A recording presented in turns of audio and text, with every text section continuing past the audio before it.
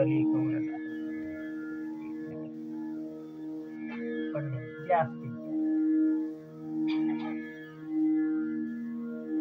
त्यापैकी काल आपण कथेमध्ये विश्राम घेत असताना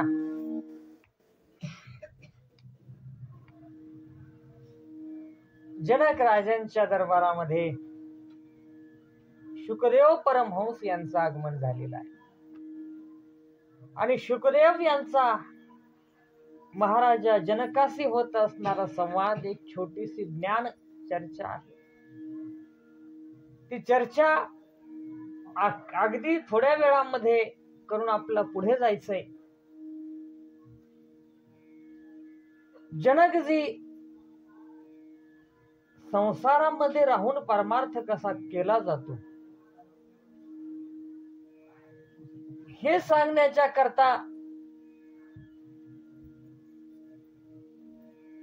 सुखदेव परमहंसांना उपदेश करतात. जनकवाच भोजनेच्छां सुखेच्छां च शय्येच्छात्मजाश्च यति भुक्त्वा कथं कुर्यादिकारे समुपस्थिते. हे महाराजा, तुम्ही ज्याला संन्यास असं म्हणायला लागलात, सगळं सोडून तुम्हाला अरण्यामध्ये जायचं असं म्हणतात आणि तिथं गेल्याच्या नंतर या मायेच्या पासून आपण दूर होऊ असं जर तुम्हाला वाटत असेल तर तो भ्रम आहे, भ्रम. थोडं समोर सारखा आणि थोडं कान इकडे करा, माझा आवाज आज पोचणार नाही तरी प्रयत्न करतो. आदिशक्तीच्या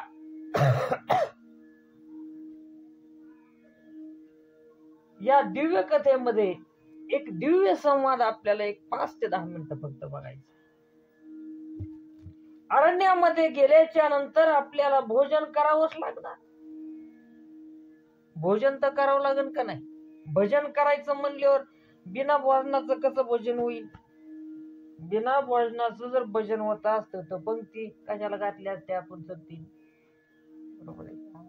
खांदी भार, पोटी भूक, काय खेळायचे, भजनाचे म्हणा, खेळायचे म्हणा, कीर्तनाचे म्हणा, कशाचे सुख लागत नाही. जर अरण्यामध्ये जाऊन स्वतःच्या का होईना पण पोटाची चिंता करावीच लागेल का नाही? नाहीच कुठलं काम करायचं म्हणलं तर कमीत कमी आपल्या शरीराची तर कामं आपल्याला करावी लागतील. जोपर्यंत या प्रकृतीचा संग आपल्याला आहे तोपर्यंत मी काहीच करणार नाही असं करून चालत नाही महाराज. काम करावंच लागत असत, कोणी असलं तरी. जनक राजा समजून सांगायला पहिलीच इच्छा सांगितली त्यांनी. जर एखाद्या माणसानं संन्यास घेतला आणि त्याच्या ठिकाणी भोजन इच्छा राहिली, भोजन इच्छा असो अथवा नसो, ती राहते. भूक तर लागते का नाही? का महाराज झाला म्हणजे भूक लागत नाही असं? भूक लागते महाराज. प्रश्न फक्त इतकाच आहे की सर्वसामान्याला प्रश्न असेल काय खाऊ, त्यांना प्रश्न असेल काय काय खाऊ, पण भूक तर लागते. बरोबर आहे. दुसरी इच्छा सांगितली सुखेच्छा, शयनीच्छा, आहार निद्रा भय मैथुनांचे सगळ्या योनीमध्ये समसमान आहे. ठाईच वैश्वरी करा एक चित्त आवडी अनंत आळवावा. आपल्याला जमन, आपल्याला येईल. आपला गुरु महात्मे संत यांनी सांगितलेल्या मार्गाच्या वरती जाऊन आपण ज्या कर्मामध्ये, जे कर्म आपल्या ललाट पटलाच्या वरती भगवंतानं लिहिलेलं आहे तेच कर्म ईश्वर सेवा म्हणून करणं आणि त्याच्यामध्ये कसलीही फलाची अपेक्षा न ठेवता समर्पित भावानं जर केलेलं ते काम असेल तर तेच काम आपल्याला जीवनमुक्तीचा अनुभव देत असतंय. म्हणून हे महाराज, तुम्हाला जे वाटतंय की मी सगळं सोडून पळून जाईल, कुठं जाता? जिकडं जाल तिकडं माईकच आहे. जिकडे जाल तिकडे डोकं उठायचंच काम आहे, सोप्या भाषेमध्ये जर सांगायचं झालं तर तुम्हाला. तीर्थाटन केलं पाहिजे नाही असं नाही, कारण की टिकून जाऊन आल्याशिवाय कळत नाही तिथं कशी मजा येते. दान पुण्यादी कर्म केलेच पाहिजेत नाही असं नाही, त्यानं पुण्याची प्राप्ती होते आणि पुण्याची प्राप्ती झाल्याच्या नंतर आपला मृत्यूच्या नंतर स्वर्ग प्राप्त होतो आणि स्वर्गाला गेल्याच्या नंतर कळते स्वर्गीची अमरी चिताती देवा मृत्यू लोकी वावा जन्म आम्हा. इथं जे भक्तीचं सुख आहे, हे भक्तीचं सुख वैकुंठामध्ये राहून आलेले सांगते. इथं जे भक्तीचं सुख आहे ते तिकडं नाही, असं वैकुंठात राहून आलेले सांगतात. वैकुंठी ते ऐसे नाही कवळ काही कालायचे, हे कोणी सांगावा? जे तिथलेत. वैकुंठ ज्यांनी बघितलंय, ज्यांनी अनुभवलंय, आम्ही वैकुंठवासी आलो याची कारणाची, जे वैकुंठामध्ये राहतात ते स्वतः सांगत आहेत की आम्ही तिथला अनुभव घेऊन आलो. हिथं जे भक्तीचं सुख आहे ते तिथं सुख नाही. म्हणून भगवंताची प्राप्ती करण्याच्या करता दोन मार्ग आहेत. एक मार्ग म्हणजे निवृत्ती मार्ग आणि एक मार्ग म्हणजे प्रवृत्ती मार्ग. निवृत्ती मार्ग म्हणजे सर्व संग परित्याग करून अरण्याच्या आतमध्ये जाऊन भगवंताची एकांताच्या आतमध्ये साधना करणं, भजन हेच एकमेव काम करणं. दिन रजनी हाची धंदा गोविंदाचे पोवाडी. अरण्याच्या आतमध्ये जाऊन बाकी काहीही न करणे, आपल्या स्वतःच्या उद्धाराच्या साठी, मुक्तीच्या साठी, भगवंताच्या प्राप्तीच्या साठी रात्रंदिवस प्रयत्न करणे हा एक मार्ग आहे. आणि दुसरा मार्ग म्हणजे आपल्यासारखे संसारिक ग्रस्त आश्रम स्वीकारल्याच्या नंतर धन्य ग्रस्त आश्रमा, तोच ग्रस्त आश्रम धन्य करून याच आश्रमाच्या आतमध्ये राहून वारकरी संप्रदायाच्या संपूर्ण संतांनी जो आपल्याला मार्ग घालून दिलेला आहे, त्या मार्गाच्या आतमध्ये राहून भगवंताची प्राप्ती करून हे जीवन धन्य करून घेणं. आपण सगळेजण परमार्थाचे पथिक आपण स्वतःला म्हणून घेतो.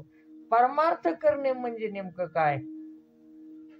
तर संपूर्ण संत वाङ्मय जर आपण बघितलं, त्याच जर आपण साधक बाधक अशा पद्धतीचा विचार केला, व्यवस्थित जर आपल्या दृष्टीनं काहीतरी शोधायचंय या अपेक्षेनं जर आपण त्याच्याकडे बघितलं, तर दान करणं म्हणजे परमार्थ आहे का? तीर्थाटन करणं म्हणजे परमार्थ आहे का? किंवा इतर कुठल्या यज्ञ यागादी क्रिया करणं म्हणजे परमार्थ आहे का? परमार्थ करायचा म्हणजे नेमकं काय करायचंय? काय केलं म्हणजे भगवंताला आम्ही केलेली भक्ती आवडेल? तर हे सांगत असताना सोपा एक विचार बाहेर पडतो. भगवंतानं दिलेल्या, आपल्याकडे असलेल्या, भगवंतानी दिलेल्या आपल्याकडे असलेल्या सर्व गोष्टींचा उपयोग भगवंताच्या प्राप्तीच्या साठी करणं म्हणजे परमार्थ करणं. पण अवघड आहे.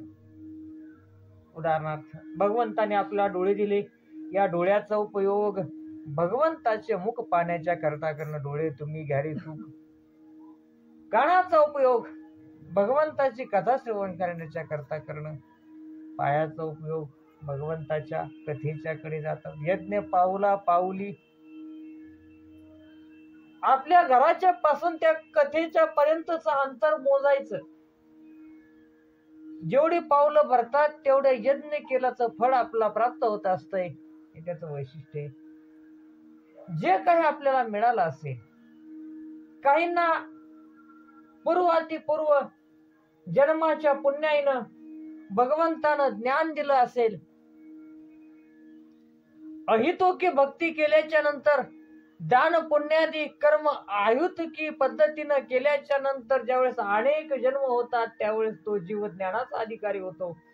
असं ज्ञान प्राप्त झाल्याच्या नंतर ते ज्ञान जगाला देऊन आणि आपण स्वतःच्या कल्याणाच्या साठी त्या ज्ञानाचा उपयोग भक्तीच्या किंवा भगवंताच्या प्राप्तीच्या साठी करणं.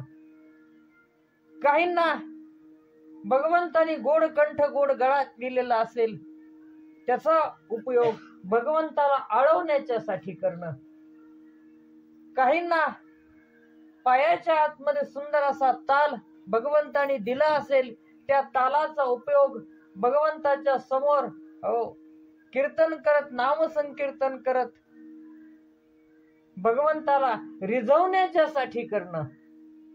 जे काही आपल्याला मिळालंय, आपल्याला जर धन मिळालं असेल तर त्या धनाचा देखील उपयोग आपल्या परमगतीच्या साठी करणं म्हणजेच परमार्थ करणं. परमार्थ म्हणजे बाकी काही नाही.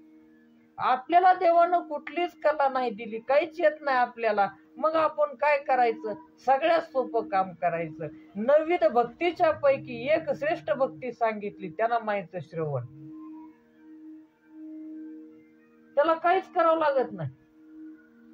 श्रवण करण्याच्या करता स्वतंत्र नियोजन करायची काही गरज नाही, जिथं असेल तिथे.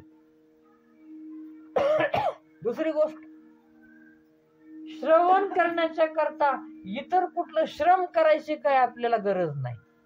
काही शिकावं लागतंय का?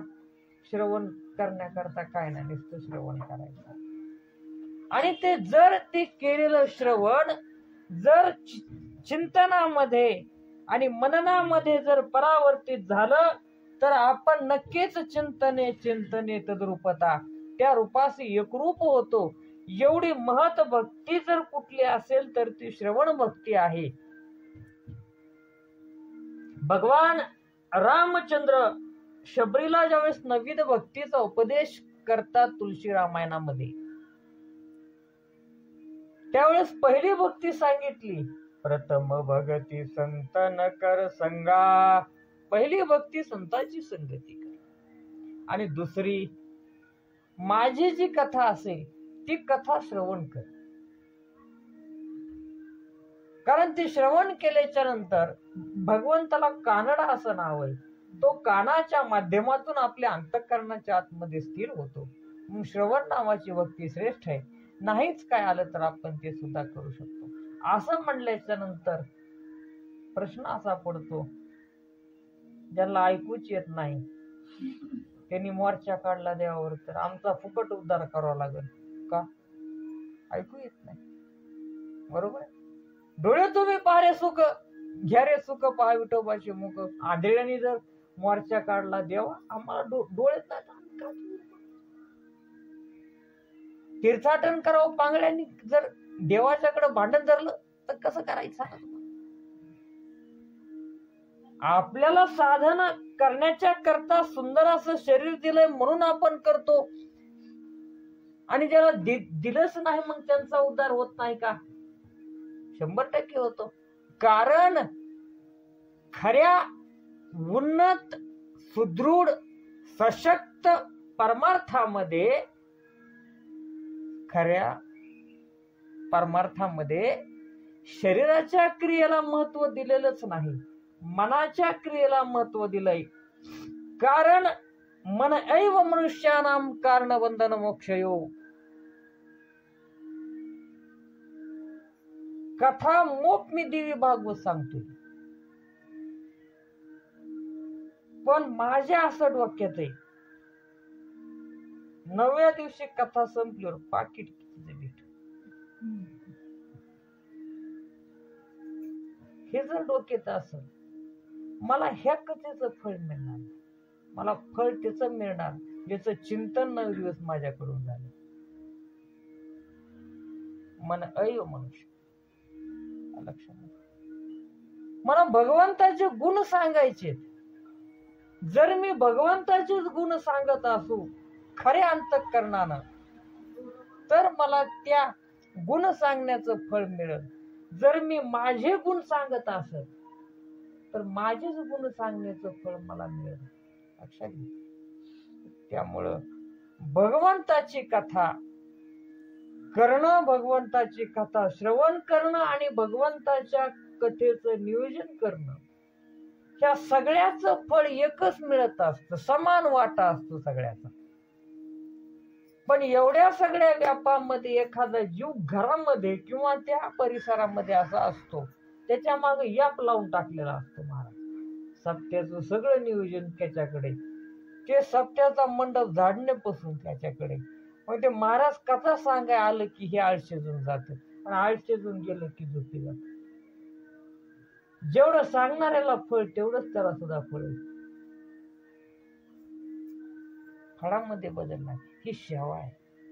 आलं का लक्षात? म्हणून जेवढी महान सेवा कीर्तन करायची असेल, जेवढी महान सेवा कथा करायची असेल, त्याच्यापेक्षा काकणभर श्रेष्ठ महान सेवा जर कोणाची असेल तर त्या धर्म मंडपाच्या आतमध्ये ज्यानं कोणी सुरणी सेवा केलेली असेल, झाडून काढलेलं असेल किंवा तिथली स्वच्छता केलेली असेल, तिथली व्यवस्था पाहिलेली असेल, त्याची सेवा ही सर्वश्रेष्ठ सेवा आहे. कारण त्या सेवेचा मोबदला मिळावा हे सुद्धा त्याच्या डोक्यात नाही. म्हणून तो खरा साधक आहे. साधना ही बाह्यांग लक्षणानं नसते, साधना ही अंतरंग लक्षणानं आहे. हे सांगत आहेत. राजन, तुम्ही राजा असताना देखील स्वतःला विरक्त मानता, असं कसं काय? आणि मी तर विरक्त असताना देखील मला संसाराची भीती वाटते, असं कसं काय? त्याचं उत्तर जनकजी देतात. तुमच्या प्रश्नातच उत्तर दडलेलं आहे म्हणे. मी राजा असताना देखील स्वतःला विरक्त मानतो, म्हणून मी विरक्त आहे. मुक्त होता पळी, बळी झाला बद्ध, घेऊन या छंद माझे माझे. बरोबर आहे का? घरानं आपल्याला कधी माझं म्हणले? आपण म्हणतो घर माझं. पुढच्यानं कधीच आपल्याला आपलं म्हणलेलं नाही. आपण म्हणतो तो माझा आहे. हा, त्याचं काम आहे तर तू पण ये, तो माझा. पण ज्या दिवशी आपल्याकडून यत्किंचित कुठल्याही स्वार्थाची पूर्तता होईल, त्याच क्षणी आपण त्याचे अतिप्रिय असलेलो, आपण त्याचं डोकं उठण्याचं कारण ठरू. हे तेवढंच खरंय. अत्यंत प्रिय असणारी व्यक्ती जीवनभर प्रिय राहू शकत नाही, म्हणूनच ह्याला संसार म्हणतात. ती कालांतराने त्याच व्यक्तीचा सहवास आपल्याला डोकं उठल्यासारखं होतो. जो सहवास आपला दिवसभर असा वाटायचा, 24 तास वेळ कधी जायची त्या सहवासामध्ये कळायचं नाही. कालांतरानं ते थोडं मला पण काम आहेत असं आपण सहज म्हणतो लक्षामध्ये. म्हणून याला संसार म्हणतात, ज्याची गोडी कालांतरानं कमी होत जाते आणि परमार्थामध्ये जेवढा काळ घालू तेवढी गोडी वाढत जाते. हा संसाराचा आणि परमार्थामधला फरक आहे. पिकलिया शेंदे कडूपणे गेले. संसारामध्ये आपण जसं जसं पुढे जाऊ तशी तशी गोडी माणसांमधली, नात्यामधली अशी कमी होत जाते. नवीन नवीन कपडे आणलेले असतात, वस्त्र अजून धुतलेले नाही. हे नाही, नवीन उदाहरण सांगायलो. ते नवीन आणलेले कपडे घातल्याच्या नंतर लय झालं, एकाच दुसरं धुणं आपल्याला अप्रूप वाटतं. आणि 2 धुणे झाल्याच्या नंतर पुन्हा काय त्याचं एवढं विशेष वाटत नाही. पुन्हा वाटतं त्या दुकानामध्ये त्याच्या शेजारची जी साडी होती ती ह्याच्यापेक्षा बरी होती. ती पुढच्या टायमाला जर ती आणली तर बरं होईल. बरोबर आहे. बरं, ती मी आणली, किती वेळ झाला? जास्तीत जास्त 1 ते 2 मिनिट. हे जिथं वैशिष्ट्य आहे त्याला संसार म्हणतात. शुकदेवजी, मी मानतो की मी विरक्त आहे, म्हणून मी विरक्त आहे. मुक्तीचा मार्ग सांगून टाकला. तुम्ही स्वतःला माना मी मुक्त आहे, तुम्ही मुक्त आहात. आपण स्वतःला मानतो मी बंदिस्त आहे. बरं, आता सोप्या भाषेत सांगतो. आपण म्हणतो माझ्याशिवाय काय खरंय, म्हणून आपल्याशिवाय काय खरं नाही. आपण स्वतःला म्हणतो मी हाय म्हणून घर चालतंय, म्हणून आपल्याशिवाय चालत नाही. आपण स्वतःला म्हणतो मी नाही केलं तर कोण करील, म्हणून तुम्हालाच करावं लागतंय. आणि ज्या क्षणी हा विचार कराल आता जर गेलो आपण तर ह्याच्यातलं नेमकं काय राहणार आहे? काहीच राहणार. हे ज्या दिवशी कळालं त्या क्षणी आपण मुक्त झालो. आपण समजतो माझ्यामुळं जग चालतंय, आपल्यामुळं काहीच चालत नाही. देखवी ऐकवी एक नारायण. भगवंतच या सर्व गोष्टी, या संपूर्ण लीला हा तो स्वतः नटलेला आहे, तो स्वतःच करतो. त्यामुळे आपण जास्त विचार न करता स्वतःला मुक्त समजून भगवंताची सेवा करत राहणं, यालाच मुक्ती म्हणतात. ना पत्नीच्या द्वारा किंवा पतीच्या द्वारा मुक्ती अडली जाते, ना पुत्राच्या द्वारा ना पुत्रीच्या द्वारा मुक्ती अडली जाते, ना घराच्या द्वारा ना संपत्तीच्या द्वारा मुक्ती अडली जाते. मुक्ती अडते ती आपल्या मनामुळं. आपलं मन इथं एवढं रमलेलं आहे महाराज, इतकं रमलेलं आहे की त्या रमण्याला काही चॅलेंजेस राहिलेलं नाही. किती जरी भगवत कथा सांगत असले, कुणी बी सांगत असले तरी सुद्धा, आता आपण इथं देवी बाबा सांगू नाही, आता आपला काही कारण ऐकायचंय.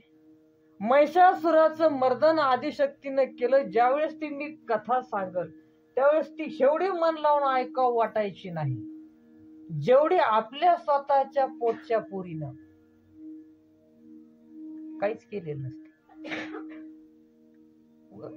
कुठंतरी एखादा टाका आगाव घेतलेला ती बळच ती वार्ता जशी ऐकावं वाटत रसभरीत, कसं कसं झालं, मग ती पेपर मध्ये, मग किती वाजता तिथं गेली, मग कसं काय, हे जसं ऐकावं वाटत तसं ते ऐकावं वाटन का महाराज?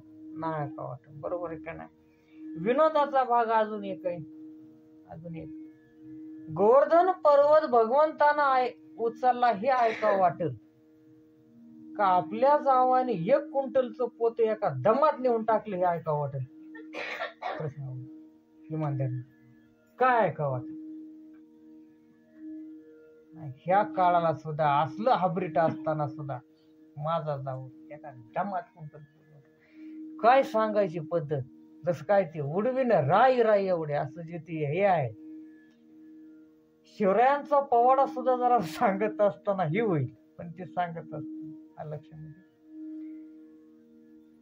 कशाच द्वैत काही. आपण संसारात किती रंगलोच ह्याच द्वैत, बाकी काय नाही. बरं, त्याच्यापेक्षा सोपं नित्यचं उदाहरण, रोजचं उदाहरण घ्या. आपण आपल्या देवघरामध्ये असणाऱ्या आदिशक्ती किंवा जे तुमचा जे आवडता देव असेल त्याचा शृंगार करत असताना मजा येईल का नटत असताना मजा येईल? आपण स्वतः नटत असताना मजा येईल का देवाचा शृंगार करत असताना मजा? खरं सांग, आपण उघड आहे. जसं आपण आपलं तोड आरशामध्ये हजार वेळेस बघू नेमकं कुठं काय केस इकडे तिकडे झालाय, तसं भगवंताला कपडे घातले काय नाही घातले काय, गाठ मारली काय, अगर पिन खवली काय, ती देवाला टोचक ना आपलं काय अर्थ? बरोबर आहे का? कारण आपण त्यांना मूर्ती मानलेलं आहे. ज्या दिवशी त्या मूर्तीच्या ठिकाणी आपला भगवंत दिसेल त्यावेळेस तीच मूर्ती आपल्यासोबत तीच बाललीला करणार आहे. तेच अर्चन अवतार होता मीराबाईच्या साठी, मीराबाईसाठी घेतो विष पेरा. तीच देवघराच्या आतमधलीच होती मूर्ती. मीराबाईने विष प्राशन केल्याच्या बरोबर समोरची मूर्ती रंग बदलला. भाव आहे अनेक न लगे एक भावची कारण, फक्त एकमेव भाव या संसारामध्ये माझं कुणीच नाही भगवंत सोडता. हा भाव ज्या दिवशी दृढ होईल त्या दिवशी तो साधू असू द्या, संन्यासी असू द्या, अगर ग्रस्ती असू द्या, तो त्या क्षणी मुक्त आहे. आणि जर हा भाव नसेल मग तो मठावर राहू नसता घरात राहू सारखाच, तो संसारिकच म्हणायचं त्याला. इथलं सोडून द्या, ब्रह्मादिक पदे दुःखाची शिराणी. इहलोकीच्या आतमध्ये पुण्य करून ब्रह्मादिकाचं पद प्राप्त झालं तरी सुद्धा जर अंतःकरणातली माया गेलेली नसेल, जर तो अंतर्मुख साधक झालेला नसेल, त्याची साधना जर भयंग लक्षणाने युक्त असेल तर त्याला मुक्तीचा अधिकारी किंवा तो होऊ शकत नाही. भक्तीचा अधिकार तर त्याच्या पुढचा आहे. मज नको बा ती मुक्ती असं सांगण्याचा अधिकार त्यालाच आहे ज्यानं मुक्तीला प्राप्त केलेलं आहे. आपल्याला नुकती माहिती, मुक्तीचं काय समज, सप्ताह शेवटच्या दिवशी नुकती लाया 7 दिवस जे ऐकून मिळत आहे आपण 7 दिवस मुक्ती मुक्ती म्हणतो. मला काय वाटतं 7 दिवस मुक्तीच मिळते काही की ऐकल्याची म्हणून तर काढल्याच्या दिवशी मुक्ती करते. मुक्तीचा अर्थ ज्या दिवशी आपलं मन इथून रमायचं बाजूला जाईल, भगवंताच्या चरणी स्थिर होईल, त्या दिवशी आपण मुक्त होतो. ऐकल्याच्या नंतर शुकाचार्यांना आनंद झाला. आपल्या तोडीस तोड कोणतरी भेटलं. चर्चा झाली महाराज. 2 विद्वान एकत्रित होते. शुकाचार्यांचं वय जरी लहान असलं तरी अधिकार लहान नव्हता. जनक हे वयानं जास्त आहे शुकाचार्यांच्या पेक्षा. दोघांचा साधक बाधक मुक्ती आणि संसाराच्या बंधनतेच्या बाबतीत चर्चा झाली. शुकाचार्यांना आनंद वाटला आणि शुकाचार्य सांगतात, मग आता माझी भीती संपली, मी आता वापस आश्रमामध्ये जातो. मला असं वाटायचं की तो संसार मला अडकतो. कळलं की आता संसार अडकवत नाही, आपण स्वतः अडकतो. आपल्याला कोणी अडकवत नाही, आपण स्वतः अडकले जातो हे मला कळालेलं आहे. लक्षात घ्या, आपल्याला कोणी जीव लावत नाही, आपण लावतो. सोप्या भाषेत सांगतो. आणि जर वाटत असेल एखादा लावतो, भ्रम आहे. वाटत असेल एखादा लावतो तर भ्रम आहे. तुम्हाला कसं? परीक्षा घ्या, परीक्षा घ्या. त्याकडे जायचं असं तोंड पाडायचं भरपूर असं, आणि भरपूर असं तोंड पाडल्याच्या नंतर त्याला सांगायचं की डॉक्टर सांगितलं माझं लिव्हर ट्रान्सपोर्ट करावं लागते, तुझं चेक करून यायचं का, मला येते पाहिजे का लिव्हर बदलावं म्हणते डॉक्टर, आपण थोडं चेक करून येऊ आपलं जुळत आहे का. लक्षामध्ये इथं भूतलाच्या वरती प्रत्येक जण प्रत्येकाच्यासाठी जगत जरी असला तरी इथं कोणीच कोणाच्यासाठी मरत नसतंय, म्हणून संसार खोटा असतो.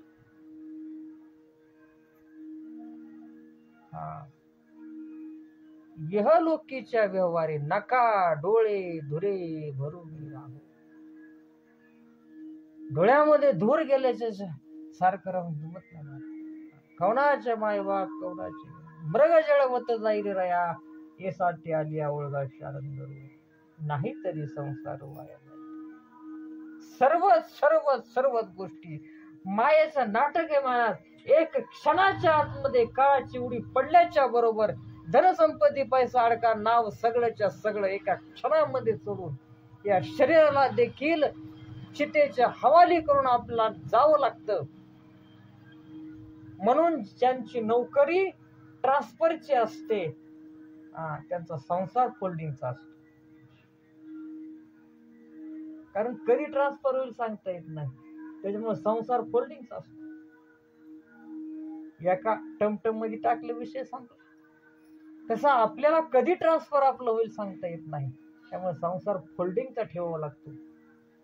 म्हणजेच अंतःकरण कुणाच्याही ठिकाणी गुंता कामा नाही. मग ते गुंतवायचं कुठं, तर मनरूपी मोगरा भगवंताला अर्पण करून आपण परमधामाची तयारी करायची. मन हा मोगरा अर्पणे विठ्ठला पुनरपी संसाराय.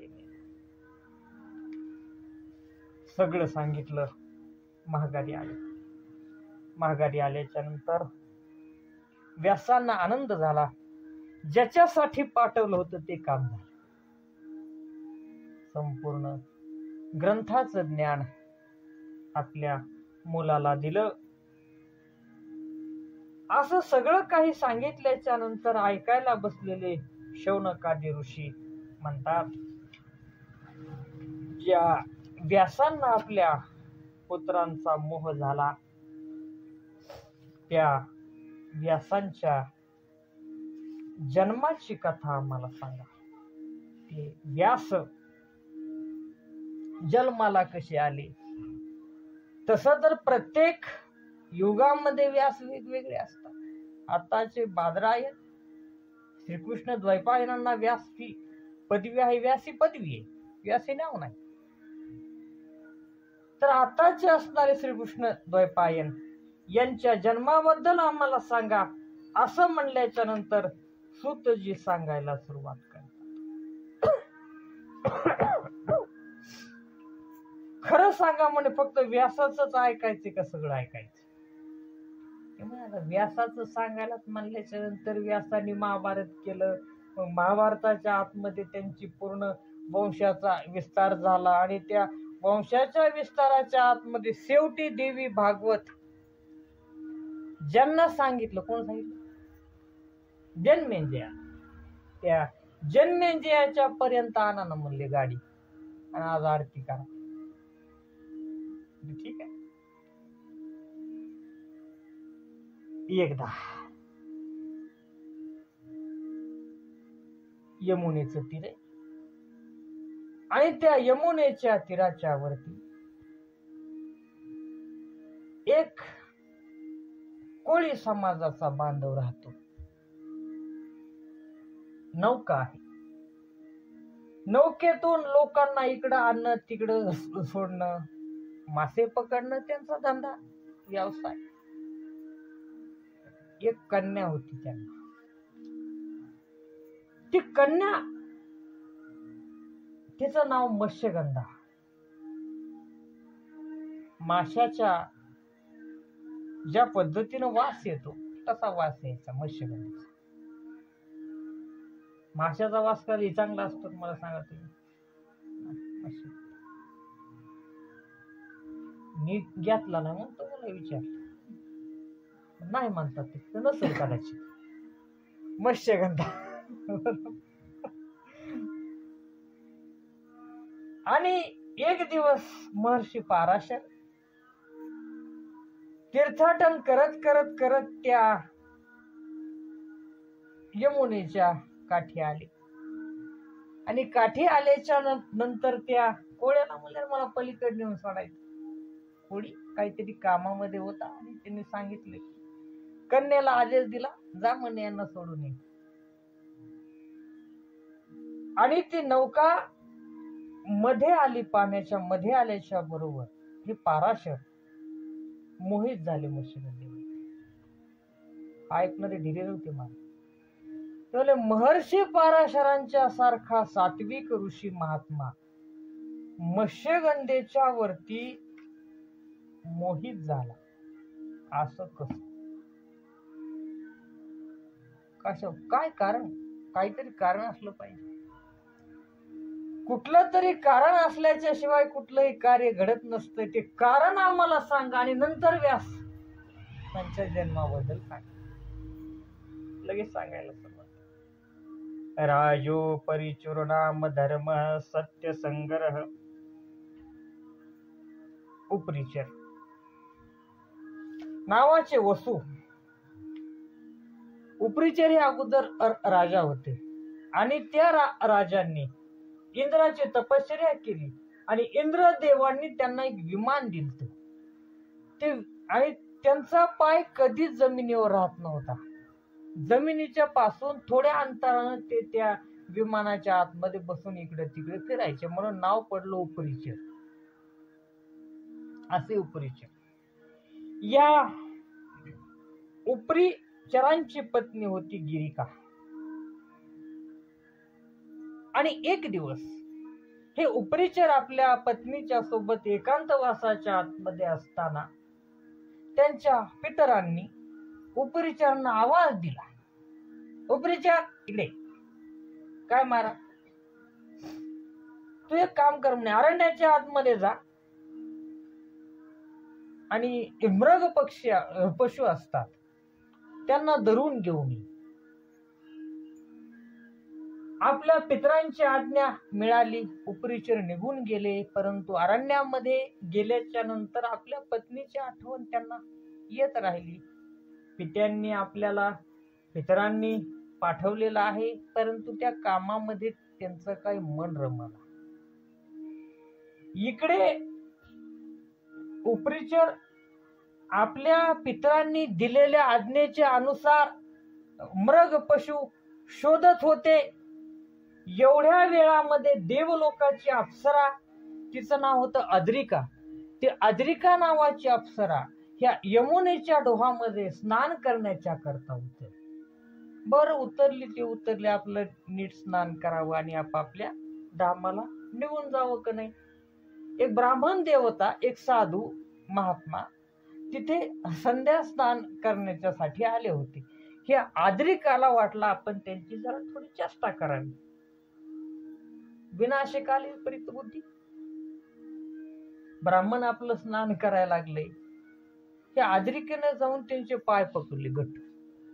बरं पकडले तर पकडले, आपला आशीर्वाद दे, सोडून द्यावं ना. पाय सोडायचा ना, मला माझा उद्धार करा, माझा उद्धार करा, माझा असं करा, माझं तसं करा. आता लक्षात आलं ना, हे हिचं काय लक्षण बरोबर दिसत नाही. शाप देऊन टाकला. देवलोकीची असताना बोलायची वागायची पद्धत तुला माहित नाही.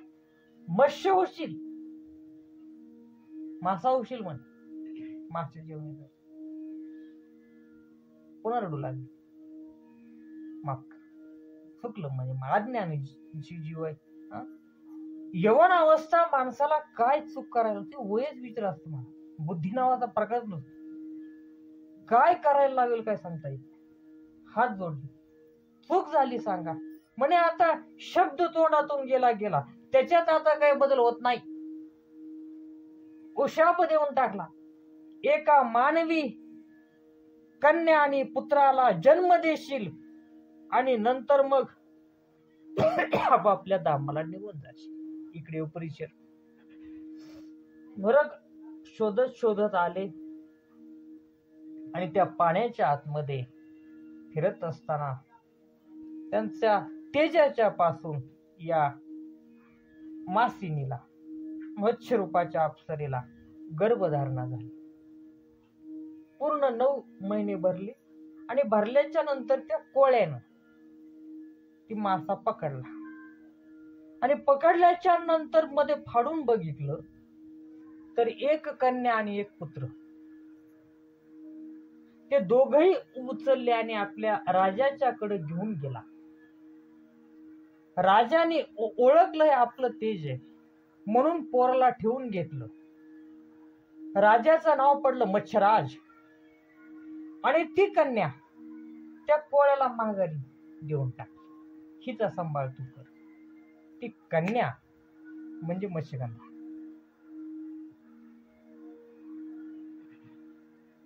या मत्स्यगंधेच्या पासून भगवंताचे ज्ञान अवतार, ज्यांना व्यास म्हणतात, त्या व्यासांचा जन्म होणार आहे. एवढ्या एका कारणाच्या साठी भगवंताने निमित्त करून पाराशरांच्या अंतःकरणाच्या आतमध्ये त्या कन्येच्या बद्दल आकर्षण भाव निर्माण केला. कन्येने हात जोडले. महाराज, तुम्हाला ही गोष्ट शोभत नाही. मी एक कोळ्याची कन्या आहे. माझं रूप तुम्ही बघा, मी तुमच्या लायक नाही. माझा दुर्गंधी येते. परंतु पाराशरांनी समजून सांगितले, कन्ये, मी कोणी सामान्य नाही. आणि सामान्य जीवाच्या अंतःकरणाच्या आतमध्ये येतात तशा देखील भावना माझ्या. ह्याच्या पाठीमाग काही ना काहीतरी देवाची लीला असली पाहिजे. ती लीला देखील मी सांगतो. भगवंताचे ज्ञान अवतार व्यास रूपानं इथं जन्म घेतील आणि तेवढ्या कारणाच्या साठी त्या योगी आपली भेट आहे. मी त्रिकाल ज्ञानी आहे, चिंता करू नका. तुझं कौमारी अवस्था कधीही जाणार नाही असा आशीर्वाद दिला. दुसरा आशीर्वाद दिला, ही जी मत्स्य गंधा असा जो तुझा दुर्गंध येत आहे, याची इतका सुगंध येईल की ती कस्तुरीच्या सारखं दरवळत राहशील. दूरपर्यंत सुगंध असा आशीर्वाद दिला. आणि एक या धुक्यांची, धुकं माहिती ना, धुकं सकाळी पडतं, त्या धुक्याची निर्मिती केलेली आहे. आणि त्या यमुनेच्या एका बेटावरती एका दिव्य पुत्राचा जन्म झाला. आणि तो पुत्र म्हणजे भगवान वेदव्यास भगवान की जय. द्वीपाच्या वरती ना जन्म झाला म्हणून नाव पडलं द्वीप, द्वैपायन. आणि वेदांचं विभाजन केलं, 18 पुराण लिहिली म्हणून व्यास. भगवंताचे अंश अवतार आहेत म्हणून जन्मल्याबरोबर वाढले. आईचं दर्शन घेतलं आणि सांगितलं, आई आता तू तुझ्या पित्याच्या घरी निघून जा, मी आता इथून तपश्चर्याच्या साठी निघून जाणार आहे. आईला वाईट वाटलं. आई रडू नको. ज्या वेळेस तू अंतःकरणाच्या मध्ये माझी आठवण काढशील त्यावेळेस मी हजर होईल, असा वचन देऊन तिथून ते निघून गेले. आणि इकडे आपल्या पित्याच्या घरी, कोळ्याच्या घरी ती मत्स्यगंधा, तिचं नाव परत सत्यवती देखील पण ती आलेली आहे, राहू लागली. आणि राहत असताना असे बरेच दिवस निघून गेले. बरेच दिवस निघून गेल्याच्या नंतर राजा शंतनू मृग याच्यासाठी त्या भागात आले आणि दिव्य सुगंध कोणाचा येतो हे पाहत तिकडे गेले. आणि ती मत्स्यगंधा त्यांना दिसली. शंतनू तिथेच राहुटी टाकून राहिले. एवढं ऐकलं, ऋषी म्हणले, शंतनूला मत्स्यगंधा आवडली? शंतनू काय सामान्य माणूस आहे काय? भीष्माचार्याचे पिता शंतनू, गंगेचे पती शंतनू, आणि त्या शंतनूंना ही आवडावी हे काय आम्हाला पटेल. आणि दुसरा एक प्रश्न आहे म्हणे, शंतनूंना भीष्माचार्य झाले हे देखील आम्ही ऐकलंय, पण ते भीष्माचार्य नेमके कोण आणि त्यांना भीष्म ही पदवी का मिळाली हे देखील आम्हाला सांगा. लगेच सांगाय सुरुवात.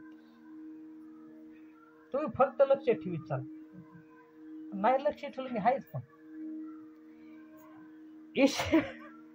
इक्ष्वाकू वंश, आणि ह्या इक्ष्वाकूच्या वंशामध्ये एक राजा झाले. त्या राजाचं नाव महाभीष.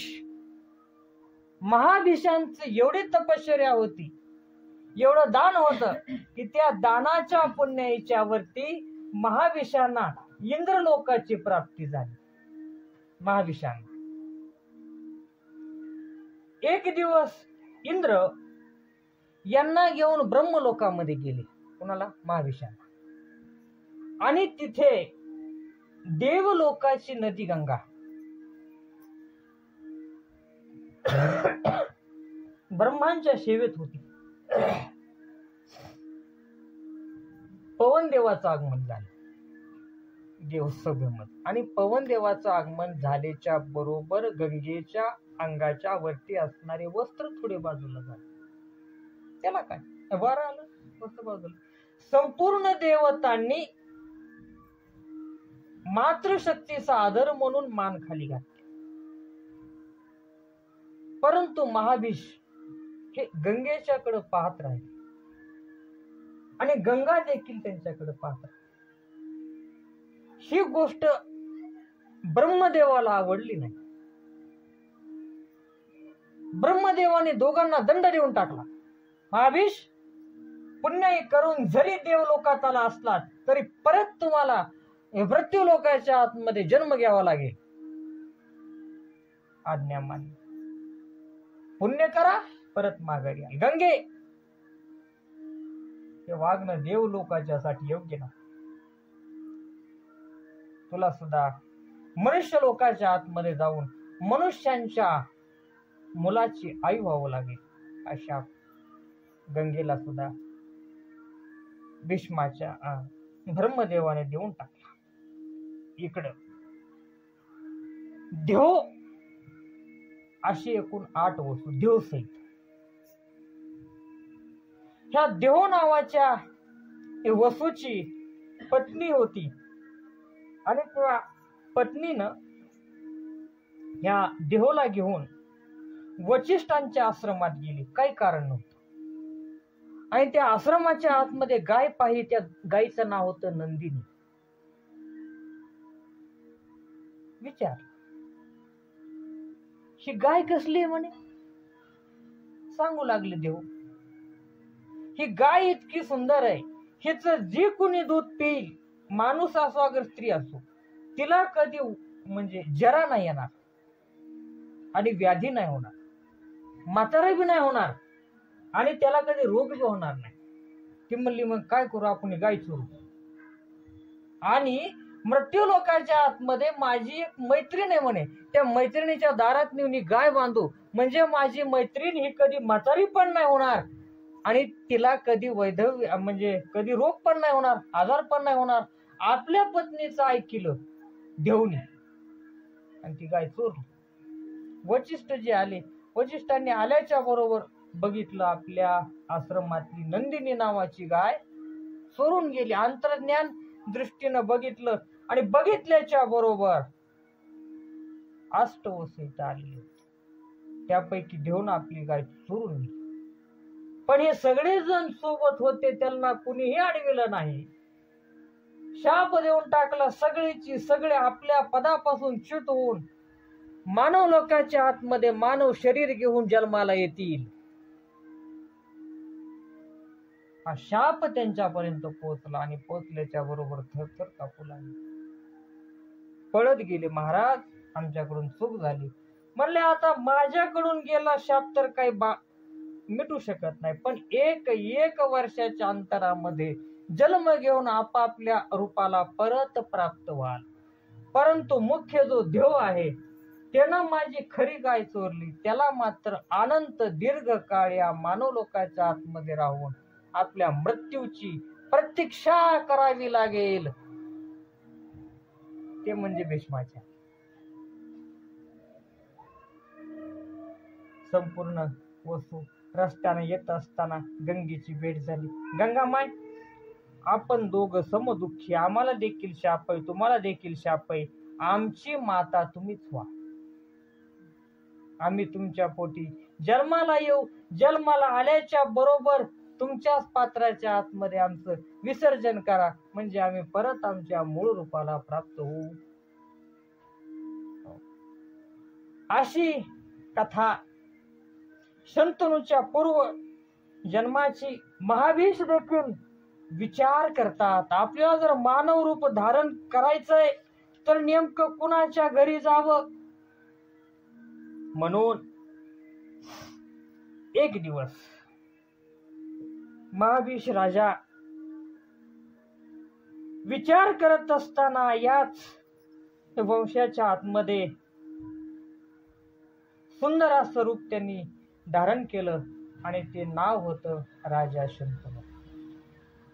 शंतनू एक दिवस फिरत असताना गंगेच्या आतमध्ये स्नान करू लागले आणि गंगा मूर्तिमंत रूपानं प्रगट झाली. गंगेच्याला पाहिल्याच्या नंतर शंतनू मोहित होतात. गंगेला घेऊन घरी येत असताना गंगेनं वचन घेतलं, महाराज मी तुमच्या सोबत येते, पण माझी अट आहे. म्हणे काय अट आहे? मी काय बी करू, मला अडवायचं नाही आणि कुठं चालले म्हणून विचारायचं नाही. ज्या दिवशी विचाराल त्या दिवशी तुमचा आमचा संबंध संपला. घटस्फोट. लगेच मान्य केलं महाराज शंतनूंनी. शंतनूंचा पाठीमागचा जन्म, त्याचं नाव महाभीष राजा. लक्षात. तिथं गंगेच्या सोबत राहत असताना कालांतराने एका पुत्राचा जन्म झाला. असे पुत्र झाल्याच्या बरोबर गंगेनं पुत्र उचलावा आणि पाण्याच्या आतमध्ये नेऊन टाका. प्रत्येक वसू वाट लावला महाराज आणि शेवटचे देव जन्माला आले. पूर्वीचा शाप आहे की वशिष्ठांचा. शंतनूंच्या बुद्धीमध्ये भेद झाला. गंगा पुत्राला घेऊन जाणार एवढ्यामध्ये चौकटीला हात लावला शंतनू. गंगा कुठं चालली? विचारायचा संबंध नाही महाराज. अगं माझ्या देखत तू माझे लेकर मारायला, हे तुमचं पोरग विचार. त्या क्षणी गंगा गुप्त. विरह अग्नीच्या आतमध्ये शंतनू तडफडू लागले आणि सोबत सोबत देवव्रत विष वाढू लागले. गंगा वापस आली. गंगा म्हणते मी या पुत्राला मारणार नाही, पण आईला सोडून हे लेकरू कसं राहणार. गंगेनं आपल्या सोबत आपल्या पुत्राला घेऊन गेली. सर्व विद्या पारंगत केलेला आहे. एक दिवस शंतनू बरेच वर्ष झाले गंगेच्या पात्रामध्ये फिरत असताना बघितलं तर गंगेचं पात्र कोणीतरी आपल्या बाणाने अडवलेलं आहे, म्हणजे बाणाचा पूल केला. विचार करतात एवढा मोठा धनुर्धर कोण असेल. बघितलं तेजस्वी असणारा तो युवक. शंतनूंच्या डोक्यामध्ये प्रश्न आहे, एवढा शूरवीर कोण असेल जो आपल्या राज्याच्या आतमध्ये आलेला आहे. ह्याला आपण घरी न्यावं आणि ह्याचा यथोचित आपण सत्कार करावा. एवढ्यामध्ये माता गंगा प्रकट झाली. महाराज तुमचंच आहे. कोण? देवव्रत आपल्या पतीला देऊन गंगा आपापल्या लोकाच्या आतमध्ये गुप्त झाली. आपल्या लेकराला घेऊन शंतनू राज्याच्या आतमध्ये येतात. एक दिवस काय वाटलं काही माहित नाही. फिरत फिरत फिरत फिरत या कोळ्याच्या भागामध्ये आले. रिवसाला आणि बघितलं अरे हा दिव्य सुगंध कुठून येतोय. पाहिलं तर त्या कोळ्याच्या झोपडीतून येत होता. बघितलं मशराला. अरे कोण असली पाहिजे. पाल टाकून राहिलं महाराज. घरी जाईना. देवव्रत पाठीमागून आले.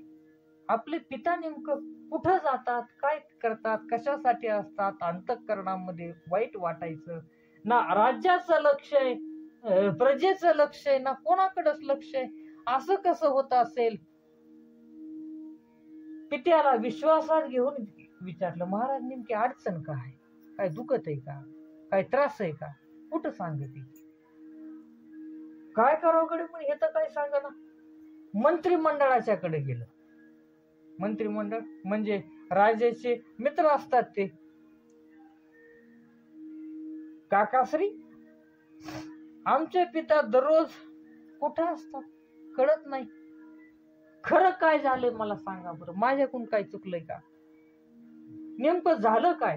त्यांचं आज खाण्याकडे सुद्धा लक्ष नाही. नेमकं काय झालं असेल. म्हणले काय नाही. चला मग तुम्हाला दाखवतो. असं सांगून तुम्हाला कळणार नाही. रथामध्ये घातलं विष्णू दाखवले. ती झोपडी दिसते पण त्या झोपडीतून एक दिव्य सुगंध येतोय का. तो येत असणारा सुगंध तुमच्या पित्याच्या दुःखाचं कारण. सुगंध आणि दुःखाचं कारण बघितलं. प्रवेश केला मध्ये.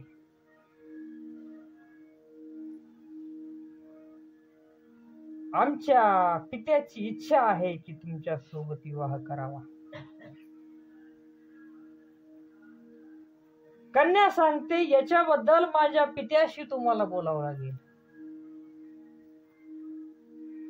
पिता म्हणतो जोपर्यंत महाराज शंतनू इथं येत नाही तोपर्यंत मी पोरांसोराच्या सोबत काय बोलू. मंत्र्यांच्या करवी निरोप पाठवला. महाराजांना पाठवून द्या म्हणे मी प्रस्तावना केलेली आहे. शंतनू गेले आणि त्या कन्येचा हात मागितला. मागण्याच्या पूर्वी ते कोळी म्हणतंय ह्या गरीबाच्या झोपडीचं भाग्य उदय झाला म्हणे. हस्तिनापुराचे चक्रवर्ती सम्राट महाराज शंतनू आमच्या दाराच्या आतमध्ये आले. महाराज तुमची काय सेवा करू. शंतनू म्हणतात आज हा चक्रवर्ती सम्राट तुमच्या समोर झोळी घेऊन मागायला आला. त्याला काम म्हणतात महाराज. काम, क्रोध आणि लोभ जीवनामध्ये काय करायला लावील ते सांगता येत नाही. म्हणून या तिन्हीच्या पेक्षा बाजूला जाऊन आपला परमार्थ साधकानं टिकवावा लागत असतो. या कथा कशा करता ऐकायच्या? काय कारण? एवढी मोठमोठी माणसं ज्या दोषाला ठेस लागल्याच्या बरोबर आपल्या आपल्या पदापासून च्युतून या मृत्यू लोकाच्या आतमध्ये येऊन त्यांना इथं सामान्य माणसाच्या सारखं जीवन जगावं लागलं. नाहम भक्ता प्रणश्यती. म्हणून कधीही जर आपल्या ज्ञान प्राप्त झालं नाही तरी घाबरू नका. तप करता आलं नाही तरी घाबरू नका. लवाळ्याचा गुण असतो ते वाकत असते. तसा भक्ताचा गुण ही लवचिकता असते. भगवंताला शरण जा. मोसम कोण कुटील खल कामी. देवा मी कामी क्रोधी लोभी मोही सगळं आहे, परंतु मी तुझा आहे. तुका मोकलीचा लाजू कोणा. अहंकाराचा वारा न लागू राजसा. माझ्या विष्णुदासा भाविकाशी बिहून राहिलं पाहिजे. बाकीच्यांना बेहन होईल अगर न होईल मग नोहे बाधा. काम आणि क्रोध या दोन गुणांना घाबरून राहिलं पाहिजे. घाबरून राहिलं पाहिजे. शंतनू म्हणतात हा चक्रवर्ती सम्राट आज तुमच्या समोर भिक्षा मागण्याच्या साठी आलाय. त्याला काहीतरी तुम्हाला द्यावं लागतं. म्हणे महाराज काय द्यायचं सांगा. आणि काय नाही, तुमची कन्या मला देऊन टाक. म्हणे देऊन टाकतो, पण एक आट आहे म्हणे. माझ्या कन्येला जी मुलं होतील तीच मुलं भारतवर्षाचे राजा झाले पाहिजे. काय हरकत नाही. काय हरकत नाही म्हणजे मोगम बोलायची. पहिले एक आहे ना थोरलंय ते देवव्रत, त्याच काय करणार? त्याला राजा बनवणार नाही हे तोंडातून निघालं नाही महाराज. सर्व गुण संपन्न देवव्रत माघारी आलं आणि आल्याच्या नंतर सूर्याला ग्रहण लागावं तसा चेहरा पडलेला. भीष्माचार्यांनी बघितलं आपले पिता दुःखात आहे. पुत्राचा धर्म काय असावा? आपले पिता दुःखात आहे, काय कारण असलं पाहिजे? वृद्ध अवस्थेला पोचलेला एक पिता ज्याला पहिले पुत्र झालेले आहेत आणि त्याला आता डबल विवाह करण्याची इच्छा आणि एक तरुण अवस्थेतला असणारा पुत्र आपल्या पित्याची अवस्था बघून कासावीस झाला, पळत गेला कोळ्याच्या दारात. काय झालं म्हणे? बोलणं हिसकटलं काय? कारण काय नाही म्हणे, आम्ही असं म्हणलात की माझ्या मुलीला जे पुत्र होतील तेच राजा झाले पाहिजे. मला मान्य आहे ना, मी राजा होणार नाही. अहो तुम्ही नाहीत होणार, पण तुम्हाला जर पुत्र झाले तर ते तर राजे होतील. देवव्रतानं आपले दोन्ही मुठी आकाशाच्या कडे केल्या आणि हा गंगापुत्र देवव्रत आजपासून अशी प्रतिज्ञा करतो, जोपर्यंत जीवन आहे तोपर्यंत हा आजन्म ब्रह्मचारी राहील. विवाहच करणार जोपर्यंत या देवव्रताच्या श्वासामध्ये श्वास असेल तोपर्यंत हा हस्तिनापुराच्या गादीचं संरक्षण करेल. अशा पद्धतीची शपथ घेतल्याच्या बरोबर देवतांनी आकाशातून पुष्प वृष्टी केली आणि देवव्रताचा भीष्म झाला. भीष्म प्रतिज्ञा करून ही गोष्ट पित्याला कळाली आणि कळल्याच्या बरोबर पित्याला आशीर्वाद देऊन टाकला. इच्छा मरणी होशील, तुझी इच्छा असेल त्यावेळेस तू देव. महाभारतात युद्ध लागलं आणि महाभारतात युद्ध लागल्याच्या नंतर हेच भीष्म आपल्या मित्राला विदुराला म्हणतात, विदुरजी माझ्या पित्यानं दिला तो मला आशीर्वाद की श्राप. धड आज मला इथून जाताही येत नाही कारण हस्तिनापुराची गादी सुरक्षित नाही आणि धड राहताही येत नाही कारण ज्यांच्या सोबत युद्ध करायचंय ते माझे काळजाचे तुकडे पांडव. एखाद्याच जीवन किती विचित्र असतं, किती अवघड असतं. एक केलेलं पूर्व जन्मीचं फक्त एक पाप, एक गाय फक्त चोरली, ते पत्नीच्या सांगण्यावरून चोरली. पुढचा जन्म महाराज किती दुःखामध्ये घालवावा लागला. अंत सुद्धा नीट झाला ना महाराज. अंगाची चाळणी होऊन शरपंजरी पडावं लागलं. जन्मालाच आले नसते तर हे दुःख होत होतं का? नव्हतं होत. एक केलेलं पाप इतकं आपल्याला घसटून नेऊ शकतंय. त्यामुळं पाप करत असताना 1000 वेळेस विचार केला पाहिजे महाराज. कोणत्या पटीत आपल्याला खेळावं लागेल. पूर्व जन्मीच्या कथा कशा करता असतात, त्या याच गोष्टीच्या करतायत की कुठलंही कारण असल्याच्या शिवाय कुठलंही कार्य कधीही घडत नाही. तुमच्या आमच्या आयुष्यात असो, अगर महापुरुषांच्या आयुष्यामध्ये असो, आलेलं दुःख हे पूर्व पापाने आल्याशिवाय राहत. अंबा माता की जय.